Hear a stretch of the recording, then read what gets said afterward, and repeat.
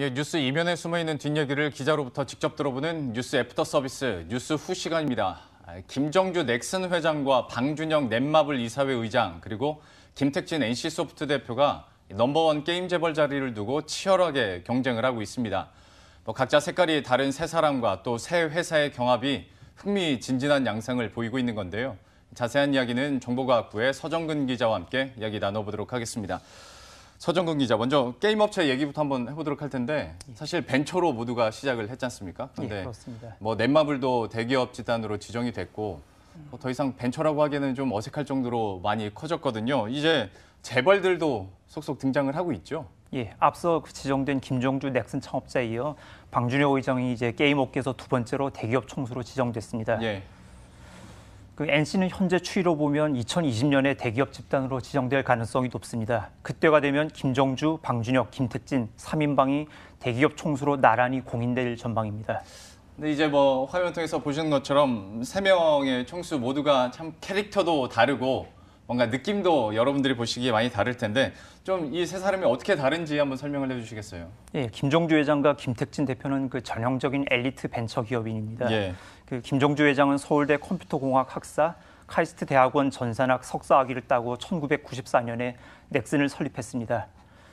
김 회장을 붙인 김교창 변호사가 가승이라는 이름의 법인을 설립하고 회사 운영권을 아들인 김정주 대표에게 맡겼는데요. 예. 가승이 이름을 넥슨으로 변경하면서 오늘의 넥슨으로 급성장했습니다.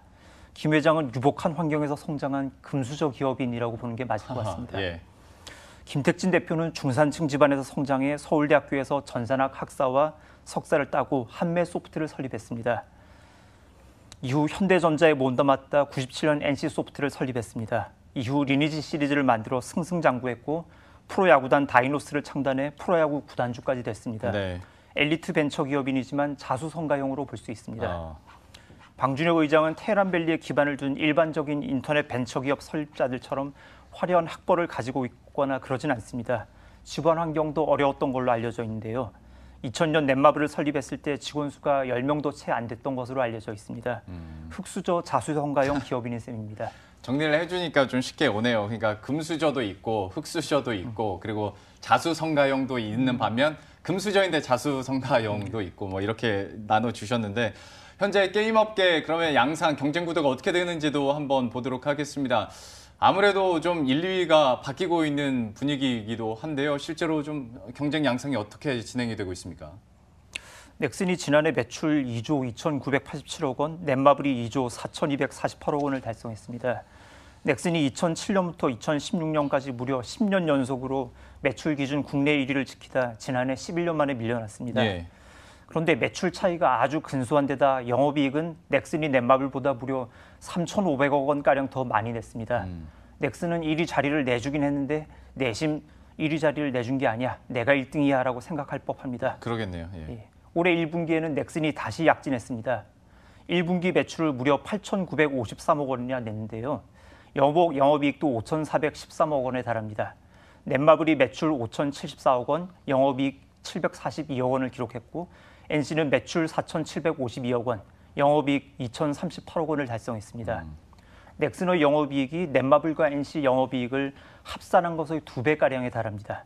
여기서는 꽤 차이가 많이 나는데 이 3사가 이렇게 성과가 갈린 이유가 어디에 있다고 보십니까? 예, 넥슨이 텐센트를 통해 중국에 서비스하는 던전 & 파이터가 그야말로 현지에서 초대박을 냈기 때문입니다. 예. 1분기 중 이 게임 중국 매출이 1조 5천억 원을 넘어섰고 이 중 4천억 원가량이 넥슨 몫의 로열티로 반영된 걸로 추정됩니다. 던전 & 파이터는 원래 중국 2월 달 춘절 연휴에 매출이 극도로 집중되는 게임인데요. 이 때문에 중국에서 던파 이용자들은 춘절에 고향에 안 가고 던파 게임만 한다는 얘기가 나올 정도입니다. 반면 넷마블과 NC는 지난해 선풍적인 인기를 냈던 주력 게임 리니지2 레볼루션과 리니지 M의 매출이 지난해 최절정기보다 다소 떨어졌고 이렇다 할 신작이 추가로 나오지 않아 차이가 크게 벌어졌습니다. 이용자들이 춘절에 고향 안 가고 던전 앤 파이터를 할 정도의 인기다, 중국에서 인기를 얻고 있다라고 재미있는 얘기로 굉장히 담담하게 해주셨는데 이것도 놀라운 것 같습니다. 근데 이제 세 사람이 전혀 갈라져 있는 사람이라고는 아마 주식시장 참여자들은 생각하지 않을 거예요. 다들 얽히고 설킨 이야기들도 있고 서로 상생하다가 또 경쟁하다가 이런 이야기들을 참 많이 들으셨을 텐데 이런 내면의 이야기들 좀 풀어주시겠어요? 예, 김종주 회장과 김택진 대표는 원래 아주 막역한 사이로 알려져 있습니다. 예. 넥슨이 2012년에 김택진 대표가 보유한 NC 지분 14.7%를 8,450억 원에 인수해서 NC 일대 주주가 잠시된 적이 있습니다. 예. 양사가 힘을 합쳐서 글로벌 시장에서 M&A를 하면서 힘을 합치자는 취지의 전략적 제휴였는데요. 그런데 양사가 시너지를 못 내고 NC 주가가 떨어져서 넥슨이 손해를 봤습니다. 그러자 넥슨이 NC 경영에 참여하겠다고 선언을 하고 경영권 분쟁으로 비화된 것이죠. 이때 방준혁 대표가 김택진 대표의 백기사를 자청했습니다. 넷마블이 NC 지분 8.9%를 사고 NC도 넷마블 지분 9.8%를 인수했습니다. 넷마블이 보유한 NC 지분이랑 김택진 대표가 넥슨에 팔지 않고 남겨뒀던 지분을 합산하면 넥슨이 보유한 NC 지분보다 많아진 것이죠. 예. 예. 넷마블은 NC와 전략적 제휴를 맺으면서 NC의 리니지2를 기반으로 만든 모바일 게임 리니지2 레볼루션을 만들어서 서비스 1년 만에 이 게임만으로 1조 원을 벌었습니다. 이 성과로 넷마블이 게임 업계 랭킹 3위에서 2위로 치고 올라오고 나아가서 선두 넥슨까지 위협할 만큼 급성장하게 된 것입니다. 예. 참 이렇게 서로 간의 상생도 하고 서로 간의 경쟁도 하는 양상인데 주식시장 참여자들은 아무래도 앞으로 넷마블과 NC의 공조가 그러면 계속될 것인지 그리고 계속된다면 언제까지 계속될 수 있을까라는 생각들을 하실 텐데 이쪽 분위기는 좀 어떻습니까? 좀 더 지켜봐야겠지만 현 시점에서는 그렇지 않다라고 답을 하는 게 정확할 것 예. 같습니다. 이제 넷마블이 지금 NC 블레이드 앤 소울을 기반으로 모바일 게임 신작 블레이드 앤 소울 레볼루션을 만들고 있는데요. 예. 이 게임을 끝으로 양사의 사업 제휴는 이제 공식적으로 끝나게 됩니다.